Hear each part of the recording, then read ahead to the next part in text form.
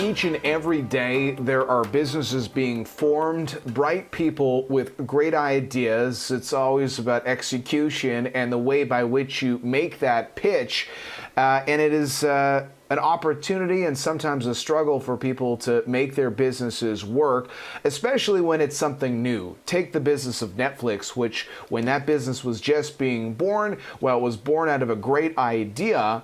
There was a lot of skeptical behavior when it came to Netflix being the kind of disruptor that it ultimately ended up being, but we know how that played out. Marc Randolph is the co-founder of Netflix, but he's also taken some of the lessons learned to his new podcast, That Will Never Work, which is really digging deeper into some of the ups and downs that entrepreneurs deal with and provide some advice to those who are just starting out as well. Marc, welcome back to BNN Bloomberg. Nice to have you with us.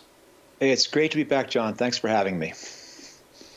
Well, let's start with the podcast. I mean, what was the inspiration for launching it? How are things going? Well, it's interesting that, I've been coaching entrepreneurs for 20 some odd years. I still do multiple calls a week with people. And I think what was different is I realized that at its heart, being an entrepreneur is a lonely thing. I mean, really, you believe you're the only person facing these struggles. And so what I really wanted to do was begin kind of sharing these calls with other people so they could listen in, not just on the tips and tricks and secrets that I was passing on to other early stage entrepreneurs, but kind of to hear that they're not alone, to share some of these early stories, both the struggles, but also the successes. And it's been fantastic in this kind of, I'm sorry, go ahead. Oh, no, I was going to say, I think a lot of people, they'll see these headline stories around the successful startup entrepreneur, the IPO, billionaire overnight. We don't get to see those lonely moments that you're alluding to. What do you find to be some of the key issues that entrepreneurs in those darkest moments really struggle with? I think there's this fundamental fear of failure. And what happens is that fear of failure translates into inaction. What I've really found separates the successful entrepreneurs from a lot of the wannabes is they start, they do, they think less, and they do more. And so a lot of the times, all it really takes is a push, which is to say, yes, you have no idea if that idea is going to work. But the only way you're going to figure it out is by trying it. So let's have a chat here about some possible ways you can try that idea. And let's figure out a way you can do it cheaply and easily and quickly. Let's just get you started. Let's look at focus. Are you doing too much? I mean, one of the things when I look at Netflix's success over the last 23 years, so much of it comes from the fact that Netflix does one thing and one thing well. But a natural tendency is to want to cover everything. And especially in a startup where everything's broken, you can't. You've got to pick the one or two things that make a difference and focus on them. Marc, you and Reed Hastings as co-founders are people who, to a certain degree, had figured out how to be successful entrepreneurs when Netflix was born. So had a bit of an idea of what you might be getting yourself into. I think one of the amazing things about the COVID-19 pandemic is it has literally forced so many people around the world, whether they've lost their job or just the future of their industry has changed, to say, okay, here's the opportunity to start.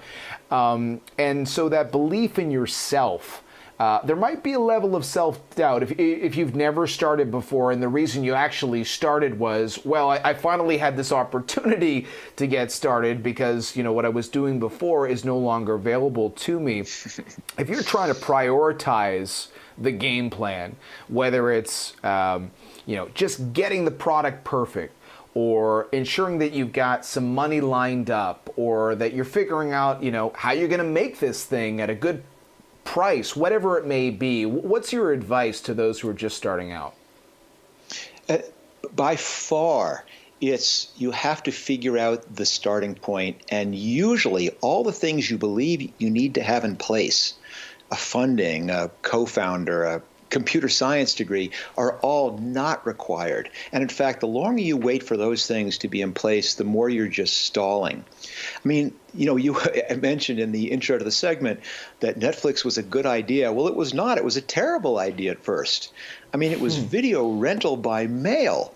And everyone told us that idea would never work. And what do you know? They were right. It didn't work. It took us a year and a half of trying hundreds of things before we finally stumbled on the business model, which actually was going to work for us. But we were willing to start. We were willing to try. And so when you're looking for things, it is not about raising money. It is not about having the perfect product. It is saying, I have an idea. I have no idea if this is a good idea or not. No one is going to be able to tell me if it's a good idea. The cleverness is, how can I figure out how to test it? And those are things you can do on the side. You do not need to quit your job. You do not need to put aside a big nest egg. You can do these things as side gigs for a while until you find out whether the marketplace believes it's a good idea. And when Reed and I started Netflix back in 1998, it was hard.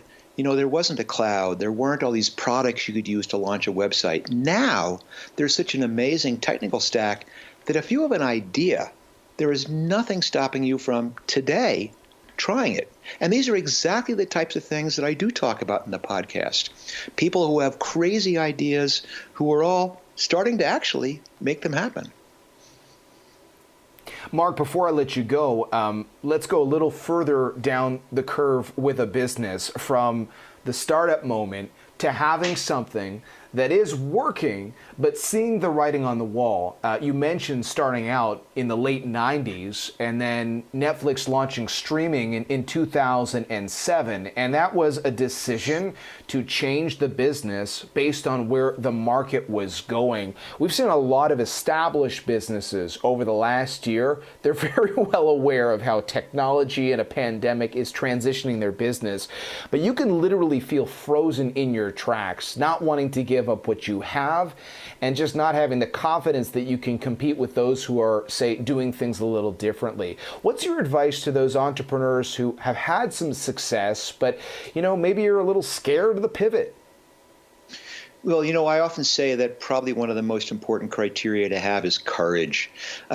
Doing a startup is scary, but it also requires taking these steps that mean walking away from a successful path to bet everything on a future. And I'm not saying it's even an uncertain future. You can see what your customers want, but most of your revenue is coming from someplace else. And you have to recognize customers don't care what you were successful with in the past. They don't care if you have some established distribution network you're going to disrupt. If you're a public company, they don't care about the fact that you have pressures of having to hit quarterly earnings. They just know what they want.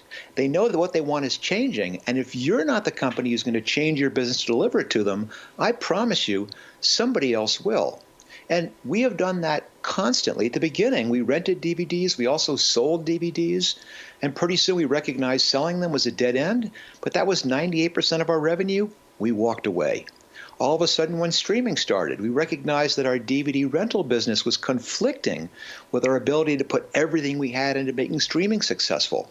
We totally deprioritized the DVD rental. You have to be willing to get rid of the past in order to give everything you have to the future. And at its heart, that's courage. The podcast is That Will Never Work. Marc Randolph, Netflix co-founder. Great perspective as always. We appreciate your time.